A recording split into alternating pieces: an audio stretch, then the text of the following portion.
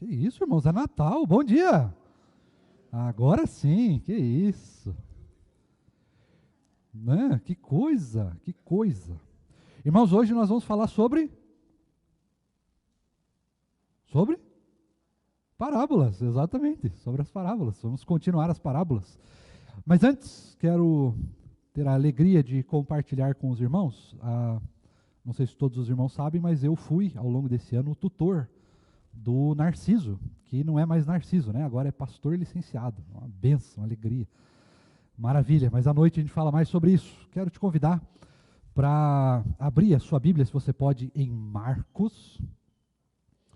Evangelho segundo Marcos nos escreveu, capítulo de número 4. Marcos, capítulo 4. E nós vamos ler do versículo 21 ao versículo de número 29. Marcos 4, capítulo 4, né? Versículo 21 a versículo 29. Narciso, pastor, por gentileza, leia para nós. Deus, em Marcos capítulo 4, a partir do versículo 21 ao versículo 29. Jesus também lhes disse: será que alguém traz uma lamparina para que seja colocada debaixo de um cesto ou da cama? Por acaso não a coloca num lugar em que ilumine bem? Porque não há nada oculto senão para ser manifesto, e nada escondido senão para ser revelado. Se alguém tem ouvidos para ouvir, ouça. Então lhes disse: prestem bem atenção no que vocês ouvem. Com a medida com que tiverem medido vocês serão medidos, e mais ainda lhes será acrescentado. Pois ao que tem, mais será dado, e ao que não tem, até o que tem lhe será tirado. Jesus disse ainda: o reino de Deus é como um homem que lança semente na terra. Ele dorme e acorda de noite e de dia, e a semente germina e cresce, sem que ele saiba como.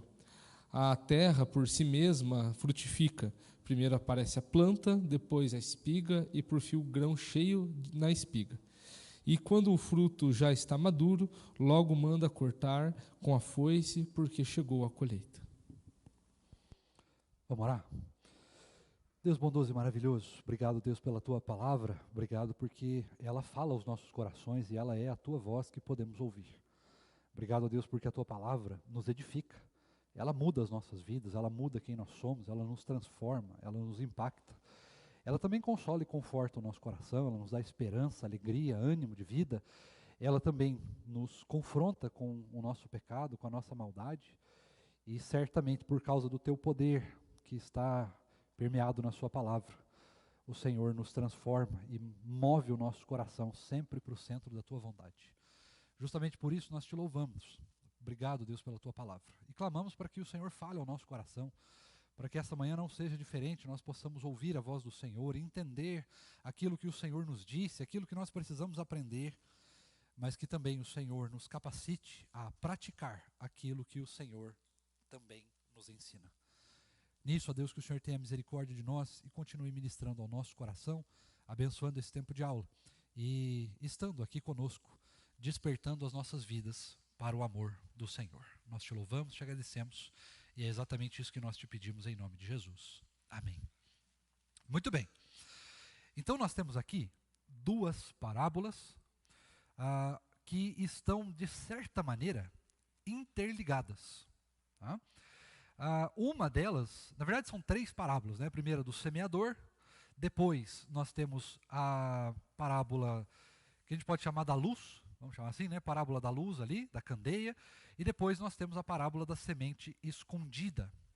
Nós vamos verificar essas duas últimas. No entanto, eu quero passar com os irmãos dos versículos, passando pelos versículos, né, que fica mais fácil também da gente poder entender e extraindo os significados dos textos. Mas, antes de tudo, quero lembrar os irmãos que parábolas são histórias que Jesus contava. Elas tinham a ideia do cotidiano, então eram coisas comuns do cotidiano, do que todo mundo vivia, tanto dos ricos quanto dos pobres, todo mundo vivia essas coisas, estava na cultura deles. E a partir deste detalhe, deste método de ensino que Jesus usava, ele então expressava realidades do reino de Deus, ou realidades espirituais, se você preferir, a partir de várias considerações, né? Tem parábolas que são morais, tem parábolas que são estritamente espirituais, tem parábolas que são do reino de Deus, tem parábolas escatológicas e várias outras. E é importante que a gente tenha em mente que a parábola ela foi feita para não ser compreendida. Como nós vimos lá na primeira aula em Mateus 13, as parábolas, Jesus falava por parábolas para que as pessoas não o entendessem, para que quem entendesse fosse apenas aqueles que era dado o conhecimento dessas parábolas. Tanto é que Jesus explicava as parábolas para os discípulos que estavam junto dele, né? Que eles mesmos muitas vezes não entendiam o que Jesus queria dizer. Por que eles não entendiam? Porque a parábola era uma lição óbvia, absolutamente óbvia. Era quase dizer assim, brasileiro come arroz e feijão. Tá, mas e daí? Eu sei, brasileiro come arroz e feijão. Sim, mas o arroz, na verdade, representa. Ele representa alguma coisa. Aí eles entendiam. Mas a parábola ela é contada justamente para que aqueles que não são os eleitos não compreendam mesmo. Tá certo? Tendo isso em vista, pensando em todas essas coisas, eu quero lembrar vocês que também nós falamos e estamos falando muito agora a respeito do reino. Nós terminamos recentemente as parábolas escatológicas, aquelas que falam sobre a preparação do nosso coração para a volta de Jesus, para as coisas que vão acontecer ainda. E agora nós vamos falar um pouquinho sobre o reino de Deus, sobre como este reino se manifesta dentro de nós, fora de nós, em nossa cultura, em nossas vidas, em tudo aquilo que nós pensamos, fazemos, na nossa forma de agir, na nossa forma de construir a cultura, de construir as finanças, a política, a filosofia, a sociologia e todas as outras coisas que nós construímos, porque o reino de Deus estando em nós, ele faz com que tudo aquilo que nós façamos ganhe características deste mesmo reino de Deus. Tá certo? Senhor pastor, por gentileza, versículo 21. Jesus também lhes disse: será que alguém traz uma lamparina para que seja colocada debaixo de um cesto ou na cama? Por acaso não a colocam num lugar em que ilumine bem? Muito bem. Então aqui nós temos aquela clássica. Onde está o reino de Deus? O reino de Deus está em nós. Nós fazemos parte desse reino, sendo a própria palavra de Deus, vamos chamar assim, a nossa constituição. Nós chamamos de manual de fé e prática, mas ela é a nossa constituição, ela é o que nos rege, ela é a nossa lei. Ainda que a lei esteja de uma maneira diferente, né? A lei está em Cristo, mas a palavra nos rege. É ela que demonstra como que nós devemos agir, como que nós devemos pensar, como que nós devemos falar, como deve ser o nosso comportamento dentro de casa, na nossa família, individual, nosso comportamento na igreja, nosso comportamento na sociedade. Ela fala sobre isso, ela nos ensina cada um destes aspectos. Tendo nos ensinado cada um desses aspectos, o reino de Deus é mostrado para nós como algo que deve ser visível. O reino de Deus não pode ficar escondido. O reino de Deus é luz para as trevas. O reino de Deus é o que ilumina as trevas. É a única fonte real de luz que nós temos neste mundo. É a única coisa que nos apresenta salvação. É a única coisa que nos apresenta uma escapatória do pecado, da escravidão do pecado, das trevas do pecado. É o reino de Deus. Este reino de Deus que nos apresentou esta realidade de salvação, esta realidade de graça, de bondade, de misericórdia, de amor, de liberdade da escravidão do pecado, também tem um aspecto missional. Esse aspecto missional do reino de Deus, ele é um aspecto colocado à vista de todos. E é justamente por isso que nós não podemos esconder o reino de Deus. Nós não podemos guardar o reino de Deus. E nós não devemos fazer isso, porque o reino de Deus ele tem um aspecto missional. Não porque nós simplesmente apresentamos o reino apenas com palavras. E sim, o reino de Deus deve ser proclamado com palavras. Nós já falamos isso várias e várias vezes. Não existe reino de Deus que é apenas visto. O reino de Deus tem que ser proclamado. Ele deve ser ensinado, ele deve ser falado. No entanto, também há um aspecto demonstrativo no reino. Por que há um aspecto demonstrativo? Porque a partir do momento que nós estamos no reino de Deus, a partir do momento que nós conhecemos ao Senhor Jesus, rendemos a nossa vida a Ele, a partir do momento que somos salvos, reconhecemos a sua graça insondável, infinita, irresistível, a partir do momento que o seu amor, por meio da sua palavra e do seu poder, do Espírito, nos transforma, nós somos, então, e vai parecer redundante, transformados.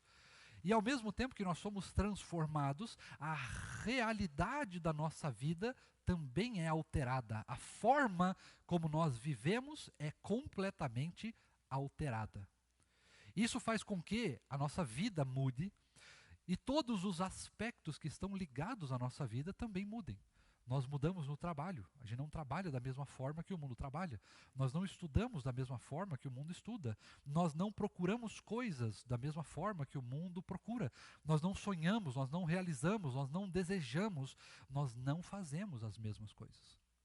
Pelo menos esse deve ser o objetivo de todos nós que conhecemos a Cristo. É isso que nós perseguimos, uma vida diferente, porque essa vida está baseada em Cristo e na sua lei, que é a sua palavra. Tá certo?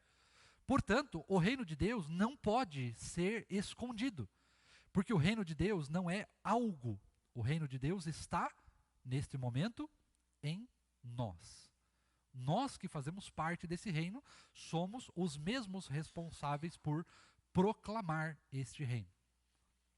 Isso perpassa pela igreja, perpassa pela nossa vida pessoal, perpassa pela nossa vida de oração, pela nossa vida espiritual, pelo nosso conhecimento da palavra, pela nossa meditação na palavra. Isso faz parte da igreja, da forma como nós evangelizamos, da forma como nós cuidamos das pessoas. Tudo faz parte do reino de Deus. Como nós trabalhamos lá fora, tudo faz parte do reino de Deus. Ele não pode ser escondido, porque o reino de Deus, na verdade, ele brilha em nós. E ao brilhar em nós, você não tem como se esconder. Você sempre vai estar brilhando a Cristo. O perfume de Cristo sempre vai nos acompanhar, desde que nós realmente creiamos nele e tenhamos entregado a nossa vida a ele. 22. Porque não há nada oculto, senão para ser manifesto, e nada escondido, senão para ser revelado. O reino de Deus, ele permaneceu, de certa maneira, escondido por algum tempo. Só que a palavra certa não é escondido, tá? Ele permaneceu sendo revelado. Os irmãos vão se lembrar da revelação de Deus, né, a sua palavra. Ela é uma revelação que nós chamamos de progressiva. Ou seja, ela começa pequenininha, com Adão e Eva, com a criação de todas as coisas. Depois vem a queda. Depois vem todo um processo que Deus vai tratar com o seu povo de reconstrução de tudo. E então, ao finalizar esse processo, vem Cristo. Quando Cristo vem, o reino de Deus está estabelecido já. A própria palavra do Senhor Jesus na cruz do Calvário diz: tudo está consumado. Então, o reino de Deus agora está estabelecido para nós. Só que ele ainda não está completo. Quando que o reino de Deus estará completo? Quem responde? Quando Cristo voltar.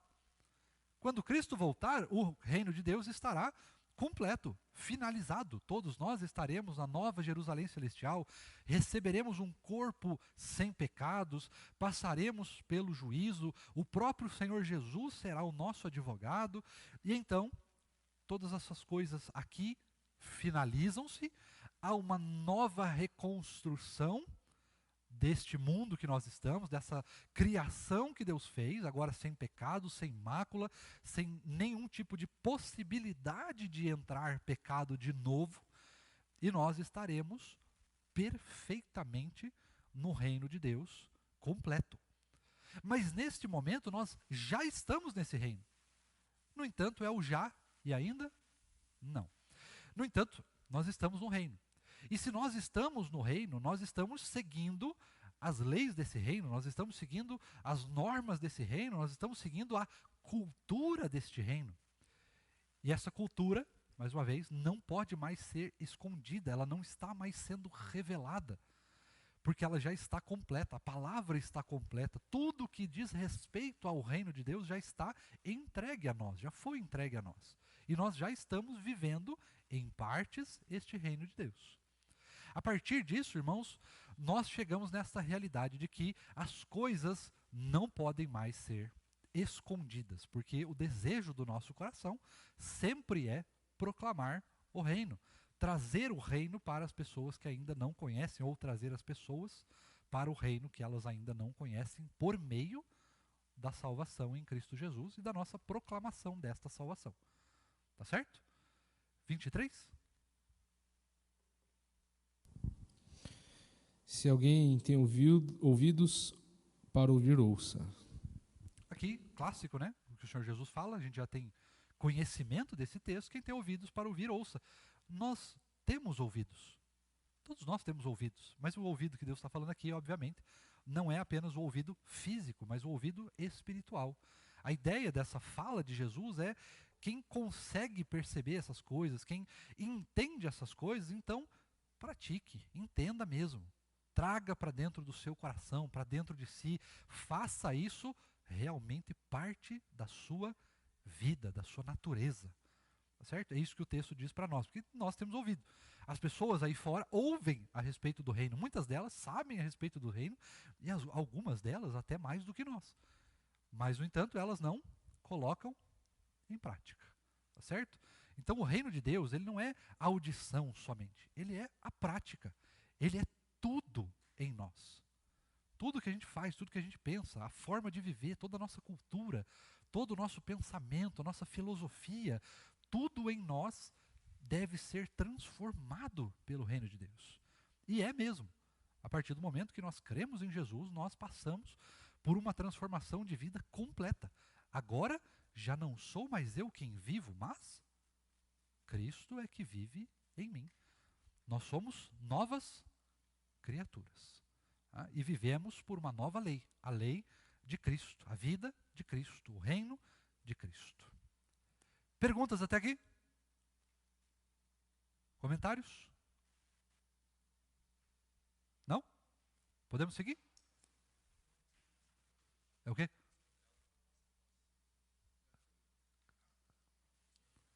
É a classe... O Narciso está brincando que o pastor André Aldo está aqui, né? A classe não está sendo muito bem frequentada, né? Mas, podemos continuar? 24, então. Então lhes disse: prestem bem atenção no que vocês ouvem. Com a medida com que tiverem medido, vocês serão medidos, e mais ainda lhes será acrescentado. Como os irmãos sabem, esse é o texto de Mateus, certo? Aqui é uma lição de Jesus, não tem tanto a ver mais com a parábola em si, é uma transição da parábola, né? Daquilo que Jesus está ensinando. Mas, de certa maneira, nós temos a ver, porque a nossa forma de julgar a partir do reino de Deus é outra. É diferente. Nós não julgamos as coisas como antigamente. Nós não julgamos as coisas segundo as leis desse mundo. Nós não julgamos as coisas conforme nosso próprio pensamento se desenvolve. Nós não julgamos conforme as coisas que nós achamos. O julgamento nosso agora é outro, o pensamento é outro, a forma de viver agora é outra. A forma de olhar para este mundo é outra. A forma de interagir com este mundo agora é outra. É a forma do reino.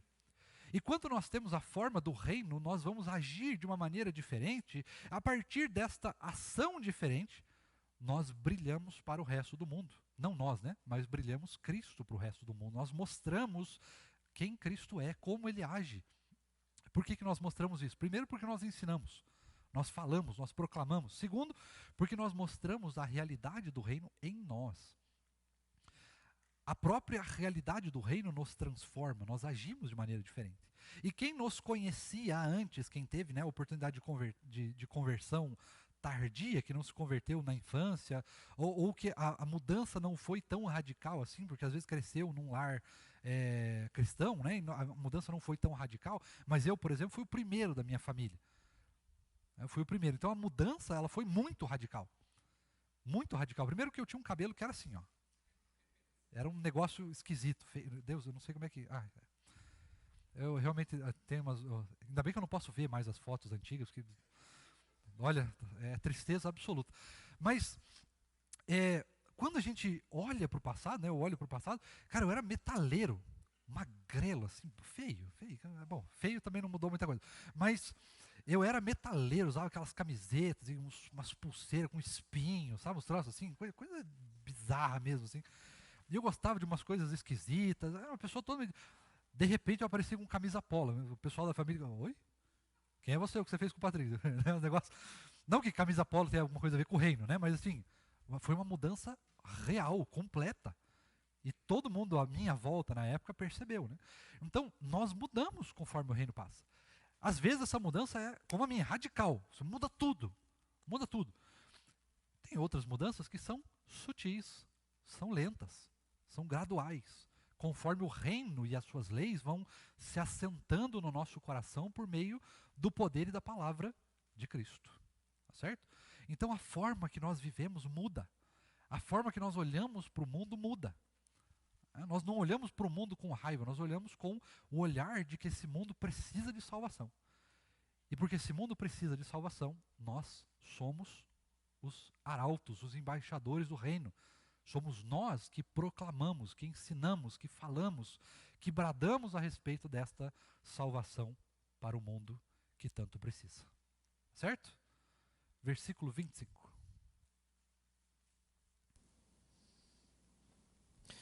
Pois ao que tem, mais será dado, e ao que não tem, até o que tem lhe será tirado. Isso a gente já viu em outras parábolas, né? A gente já falou das parábolas dos talentos, né? Então nós temos essa realidade do reino. Quem tem, mais será dado, porque ainda tem mais. E é engraçado porque às vezes a gente esquece disso. Mas o Senhor Jesus, que é Deus, tem uma característica. O Senhor Deus, ele é infinito. Ou seja, o que Deus tem para dar para nós? Infinitas coisas, correto? Tudo que Deus oferece para nós é infinito. A salvação é infinita, a graça é infinita, o amor é infinito, a misericórdia é infinita, o perdão é infinito, tanto que ele joga no mar do esquecimento. É infinito. A sua bondade é infinita, os seus milagres são infindáveis. O conhecimento de Deus é infindável. Por mais que nós tenhamos hoje a própria palavra diz que quando nós estivermos na Nova Jerusalém Celestial, nós vamos passar a eternidade conhecendo o Senhor. Porque Deus é infinito. Como é que a gente contempla isso dentro do nosso coração? Como é que um ser transitório, finito, tão limitado como nós somos, consegue compreender o infinito de Deus? Tem muito mais ainda, gente, para a gente conhecer. O que nós precisamos conhecer está na palavra. O que a gente precisa da revelação de Deus está na palavra. Mas isso não quer dizer que nós sabemos tudo sobre Deus. Tem muita coisa para a gente saber ainda. E nós vamos saber muitas coisas, não tudo, porque Deus é infinito, mas nós vamos saber muita coisa quando nós estivermos na Nova Jerusalém Celestial. Agora significa que nós estamos aqui limitados, pobres, ainda estamos sujeitos ao poder do pecado, às consequências do pecado, no mundo inclusive. E essas consequências do pecado no mundo nos fazem seres limitados. Só que Deus tem mais para nós. Então nós temos muito, nós já temos Cristo. Nós já temos Cristo, nós já temos a salvação, nós temos a fé em Jesus, nós somos dependentes da sua graça, nós somos abençoados com a sua misericórdia, nós somos testemunhas do seu amor, da sua obra, dos seus milagres.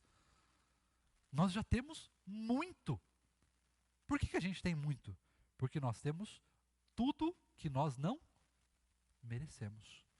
Não é verdade?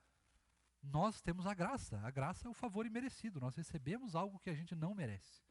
Deus nos deu muito, mas não deu tudo ainda. Então até aqueles que Ele deu, Ele ainda dará mais.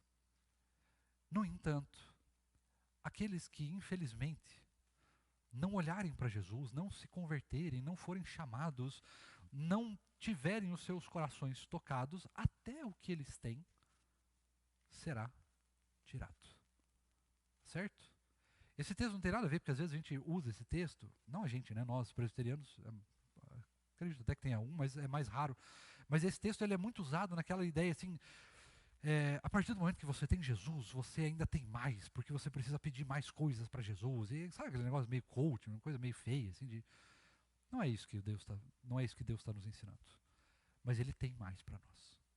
Ele ainda tem muito mais para nós, porque o seu reino ainda não está estabelecido aqui. Ele ainda não está completo aqui. Ele está estabelecido, né? Não está completo. Tá? Então ainda tem muita coisa que Deus vai fazer nas nossas vidas.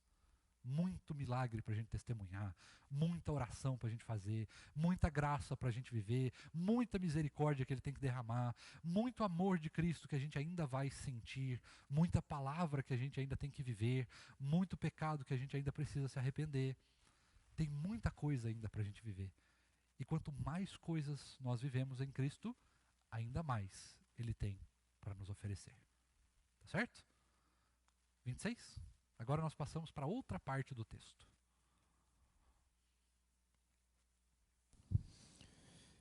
Jesus disse ainda: o reino de Deus é como um homem que lança semente na terra. Muito bem, então agora muda. Mudou. Enquanto ele estava falando a respeito do reino de Deus, que ele não pode ser escondido, que ele brilha, que ele tem que estar num lugar alto, que ele precisa ser luz para as nações, porque ele realmente é luz para as nações, luz para aqueles que estão nas trevas. Agora o texto de Deus vai falar sobre a construção do reino. Como que o reino de Deus se estabelece? Como é que este reino cresce? Como é que o reino se fortalece? Como é que ele se desenvolve? É sobre isso que agora o texto vai nos orientar. E é uma segunda parábola, né? A primeira nós já vimos, a segunda nós vamos ver agora. Como que o reino se desabrocha? E o texto vai nos dizer que o reino de Deus é como uma semente. E ele vai usar várias vezes essa ideia, né? Logo depois no versículo de número 31, por exemplo, ele vai falar que o reino de Deus é semelhante a um grão de mostarda. Lembra disso?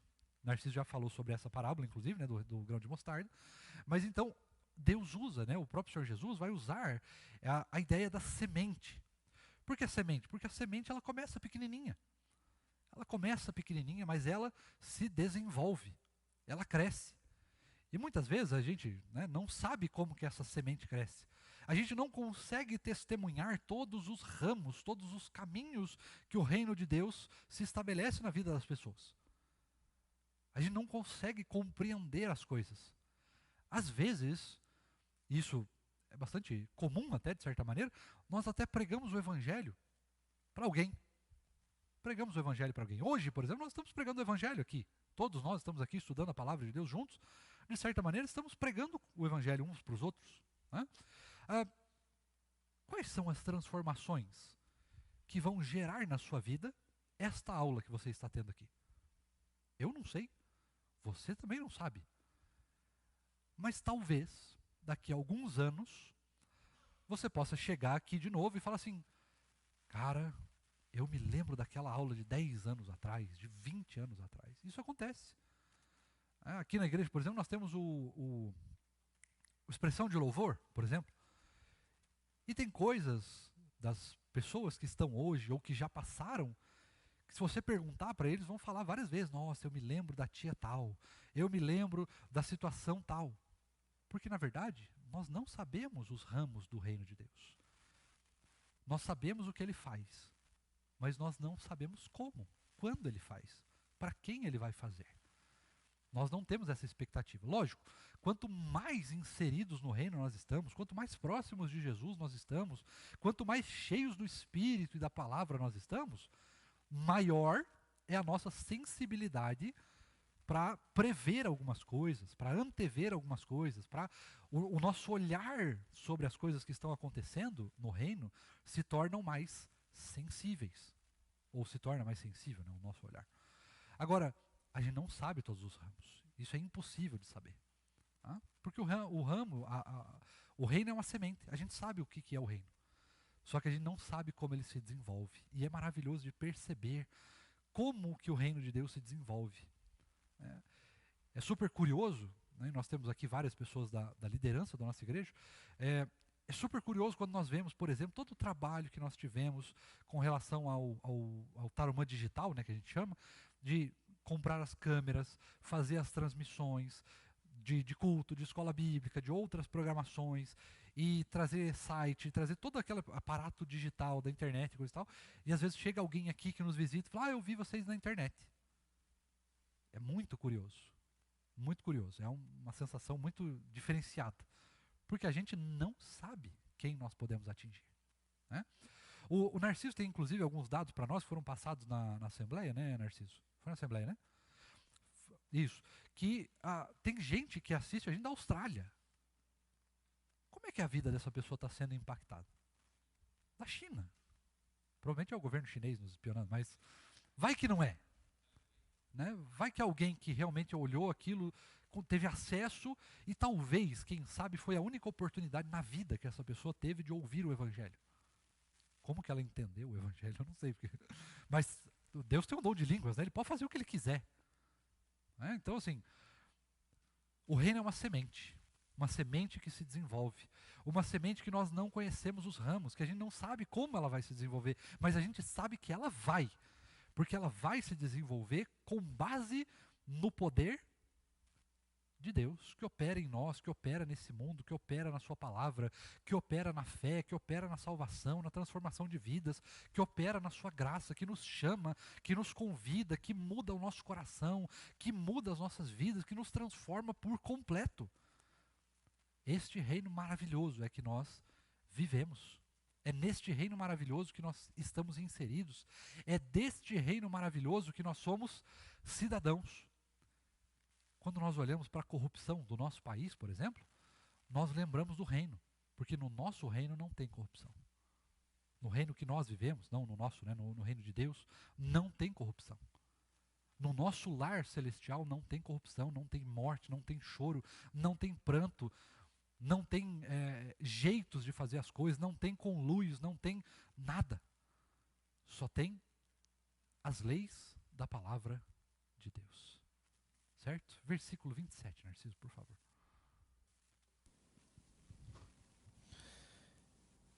Ele dorme e acorda, de noite e de dia, e a semente germina e cresce, sem que ele saiba como. Então veja, a gente não sabe. Nós não temos o conhecimento para saber como que Deus está agindo, mas nós sabemos que Ele está agindo. Deus nunca parou de agir.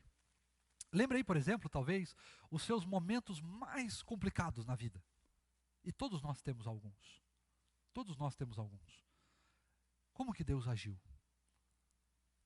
Lembra aí dos milagres que você já testemunhou? Esse ano foram 2, não é verdade? Pelo menos 2 que eu me lembro, assim, grandes, né? Aqueles milagres mais aparentes, né? Nós tivemos o que certamente nós cremos que foi um milagre, foi a cura do Gabriel, né? O nosso pequeno Gabriel. E nós tivemos aquele outro milagre. O meu casamento. Porque se isso não é um milagre, irmãos, eu não sei o que é, né? Mas você veja, Deus está agindo.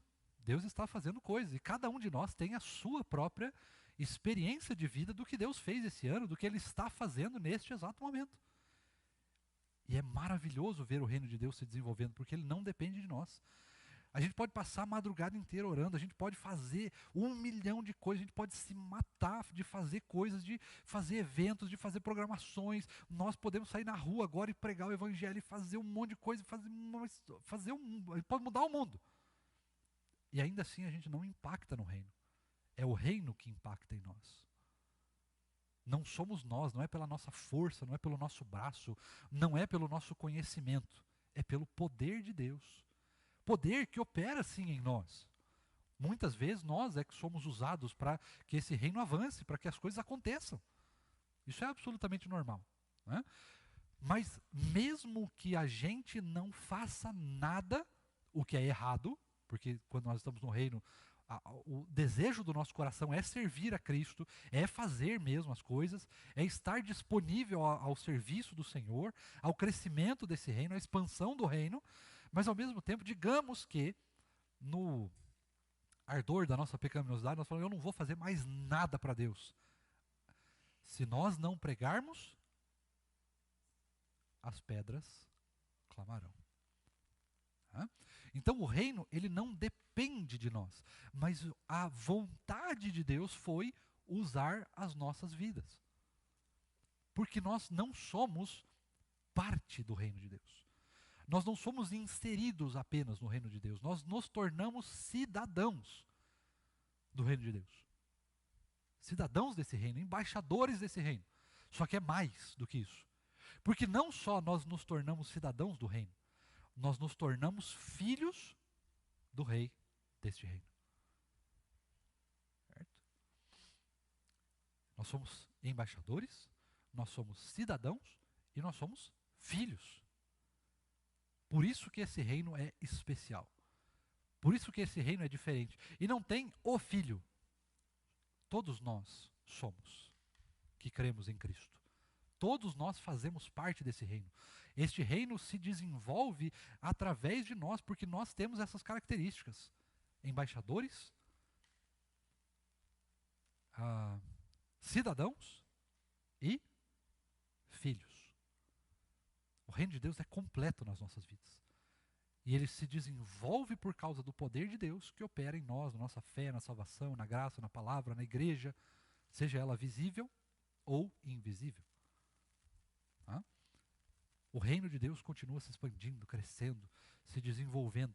E a gente não sabe o porquê, mas nós participamos desse porquê, mesmo que a gente não saiba. Alguma pergunta até aqui? Podemos caminhar até o final? Lê pra gente, Narciso, por favor, 28 e 29.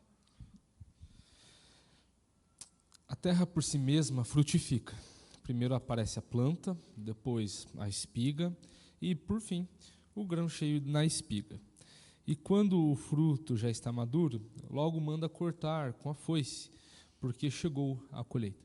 Exato. Então o reino de Deus, irmãos, ele se desenvolve e ele não se desenvolve pouco. Ele não se desenvolve pouco. O reino de Deus, ele se desenvolve, e quando ele se desenvolve é sempre com fartura. Sempre com fartura. Lembra os grandes avivamentos da história? A Reforma, por exemplo? 500 anos atrás, nós ainda estamos colhendo os frutos. Lembra o que Jesus fez ao estabelecer o seu reino, a sua morte na cruz do Calvário, 2025 anos depois? Nós ainda estamos colhendo os frutos. A criação do mundo que Deus fez e a pregação do proto-evangelho lá em Gênesis 3,15. Quantos anos se passou? 6, 7, talvez 8 mil anos, se a gente fizer a conta certinho ali. Talvez até um pouco mais, se bobear. E nós ainda estamos colhendo os frutos. Porque o reino de Deus se desenvolve, e quando ele se desenvolve com fartura. Olhe para a sua vida, o que você já colheu hoje. Até hoje, né? Olha o que Cristo fez por você até hoje. As transformações de vida, os pecados de que você se arrependeu, o tratamento do seu coração, os milagres que você já testemunhou, o serviço que você já prestou ao reino, ou os serviços que você já prestou ao reino, o crescimento espiritual que você já teve, a intimidade com Cristo, a palavra, as noites de consolo. Olhe para quantas coisas Deus já fez na sua vida. E olhe para quantas coisas Ele ainda está fazendo. E olhe mais para as coisas que Ele ainda vai fazer. E nós nem sabemos. Mas sabemos que Ele está fazendo, sabemos que Ele está desenvolvendo esse reino em nós, a partir de nós, por causa de nós também. Este reino se desenvolve, ele cresce, ele se expande, e ele é sempre um reino de fartura. Ele é sempre um reino de fartura. E a partir desse momento, quando nós entendemos isso, que todas as coisas que Deus nos deu, a fé, a salvação, a graça, o amor, a palavra, todas essas coisas continuam se desenvolvendo, elas não são interrompidas. Tudo isso continua se desenvolvendo. Nós então olhamos que a nossa vida já é um tempo de colheita. Ah, pastor, mas Deus não me deu ainda, eu já estou orando por tantos anos e tal, e Deus ainda não me deu aquilo que eu estou pedindo. E nós não sabemos se Ele vai dar. Pelo meu casamento, por exemplo, que eu me lembre, eu orei por 17 anos. Foi muita coisa. Por quantos anos você tem orado por alguma coisa? Só que às vezes a gente olha para isso, daquela realidade assim, ainda Deus não fez. Mas e todas as outras coisas que Ele fez em volta disso que nós estamos orando? Às vezes nós nos esquecemos de olhar para o todo. Nós somos meio hiperfocados, naquilo que nós estamos querendo, principalmente quando tem a ver com o nosso desejo, com os nossos sonhos. Aí a gente realmente olha, Deus não fez isso, Deus não fez isso, Deus não fez isso, Deus não fez isso. E às vezes chega o próprio Senhor Jesus e olha e diz, tá, beleza, eu não fiz isso ainda, mas e o resto? E as misericórdias que se renovam toda manhã, e a possibilidade que você tem de orar, e a fé que você ainda tem de continuar orando, e a graça que é derramada todos os dias, e o meu amor que te conforta, que te consola, a minha presença na sua vida, arrependimento de pecado, serviço na igreja, serviço no reino. São muitas coisas que Deus faz, muitas coisas que Deus faz. Nós estamos vivendo um tempo de colheita, nós temos o reino. Nós já estamos vivendo nesse reino ainda com limitações, mas já estamos vivendo no reino. Nós temos acesso ao Rei, ao Senhor do Universo. Nesse exato momento, se você dobrar o seu joelho e começar a orar agora, o Rei do Universo, aquele que sabe as estrelas pelo nome, este mesmo Rei vai estar te ouvindo. Ele vai estar te dando atenção. Talvez Ele não realize o que você está pedindo agora, mas Ele está te ouvindo. E como eu gosto sempre de pensar, às vezes a gente se engaja muito, principalmente em ano de eleição, na política. Mas eu tenho certeza que se você tentar, você não vai conseguir falar com o presidente agora. Mas com o Rei do Universo, sim. E isso é uma coisa absolutamente extraordinária. Isso precisa moldar o nosso coração a uma atitude reverente, profunda e de alegria extrema com relação àquilo que nós já podemos viver. Nós já temos o reino, nós já estamos inseridos nele, nós já fomos adotados como filhos, nós estamos salvos, irmãos. Nós temos a graça de Deus disponível à nossa vida, nós temos fé em Cristo. Nós deveríamos ser condenados ao inferno, mas estamos no reino. E este reino está crescendo e se desenvolvendo em nós e por nós. Porque é assim que Deus quer que seja. A nossa vida, mesmo em meio às dificuldades, já é por si só uma grande colheita. Porque mesmo que a doença venha, que as dificuldades venham, mesmo que a coisa mais obscena, mais abissal se levante contra nós, mesmo que a morte venha nos buscar hoje, não há o que temer, porque nós já estamos no reino. Nós estamos seguros e nem a morte pode nos assustar mais. Nem a morte, o texto de Romanos, se eu não me engano, ó morte, onde está o seu? 1 Coríntios 15, ó morte, onde está o seu aguilhão? Não tem mais. Ela já está derrotada, já está vencida, o diabo já está vencido, derrotado, nós já sabemos o resultado. E o resultado é que nós já estamos com Cristo na Nova Jerusalém Celestial. Não fomos levados para lá ainda, mas nós já estamos lá. Já é tempo de colheita, de alegria, de lembrar de tudo aquilo que Deus fez por mim e por você, mesmo que nós jamais possamos merecer. Perguntas? Comentários? Nada? Poxa vida. Fala alguma coisa, Narciso. Não, eu falo, claro. Não, esses dois textos são muito importantes, Eles estão entre duas parábolas e, é claro, o Evangelho de Lucas ele tem o propósito de deixar os eventos cada vez mais, mas lineares. No entanto, o Evangelho de Mateus e de Marcos eles têm outros propósitos ali. Por isso que às vezes a gente vai comparar esses evangelhos que são sinóticos, Parece que tem coisas que não estão na mesma ordem, porque são objetivos muito específicos de cada evangelho. A gente vê, por exemplo, Marcos aqui, ele tem textos que fazem paralelo com o Sermão do Monte, e até mesmo falas ali como princípios que a gente encontra nesse texto, que faz relação a Mateus 5, de 5 a 7, melhor dizendo, e a gente percebe que tem algumas fórmulas, como isso que a gente já viu, né? O que tem ouvidos ouça, que é algo relacionado ao Sermão do Monte, né, por exemplo. A gente vê que essa questão da colheita também tem uma relação lá com Apocalipse 14, que é o final daquele trecho, do quarto trecho lá de Apocalipse, onde o próprio Cristo vem fazer esta colheita, né? É muito, muito interessante ver isso, e até mesmo a relação que tem com a parábola dos talentos que a gente viu, né, de aquele que tem ainda lhe será cada vez mais acrescentado, e aquele que não tem, até o que tem lhe será tirado, que é o que aconteceu com um servo mau e negligente, né? Então, Jesus ele está ensinando aqui dentro, em Mateus 4, ele tem esse paralelo com Mateus no Sermão do Monte, ele tem esse paralelo, e também tem paralelos com o que Jesus ensinou em outras parábolas em Mateus 13. Então, assim, são princípios, né, que a gente percebe, as intencionalidades de cada escritor dos evangelhos ali, de falar sobre vigilância, mas também para falar sobre como nós devemos caminhar, né, no reino de Deus, de como que nós devemos agir, de como que nós devemos entender o nosso propósito, né? A parábola da candeia que a gente viu essa manhã fala sobre isso, né? A lâmpada ela fica no alto, não fica embaixo da cama nem coberto com cesto.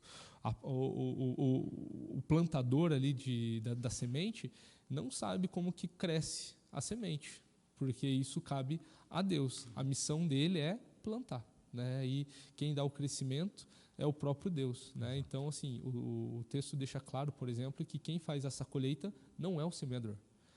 Vai acontecer o tempo da colheita, né? Então, essas duas parábolas falam como deve ser o nosso procedimento, atrelado à nossa missão e atrelado à nossa postura de vigilância até a volta de Cristo, como nós devemos viver segundo a vontade de Jesus, né? Mateus de 5 a 7 fala sobre isso, as bem-aventuranças, o Sermão do Monte como um todo, né? E o texto ele segue nessa perspectiva. Exato. Algo mais, irmãos? Podemos encerrar? Vou pedir para o seu Elias orar para nós, por gentileza. Senhor nosso Deus, nosso Pai Celestial, nós te agradecemos, Senhor Deus, porque nesta manhã a tua misericórdia se renovou e por isso nós estamos aqui, para glorificar o teu nome, honrar e dar todo o poder para sempre, Pai. Te agradecemos porque nós recebemos a tua mensagem nesta manhã para alimentar os nossos corações, Pai, e fazer com que nós possamos estar prontos para expandir a tua palavra. Te agradecemos pela vida do teu servo, pastor Patrick, Pai, que explanou aqui as tuas parábolas, Pai. Que nós possamos entender esta mensagem para cada um de nós e que nós possamos fazer com que o teu evangelho seja pregado cada vez mais. Nós te agradecemos em nome do teu Filho Jesus. Amém, Senhor Deus. Amém, amém. Irmãos queridos, que Deus assim nos abençoe. Se você pode, hoje tem reunião de oração às 6 horas. Se você não puder, às 19, culto. Que Deus assim nos abençoe.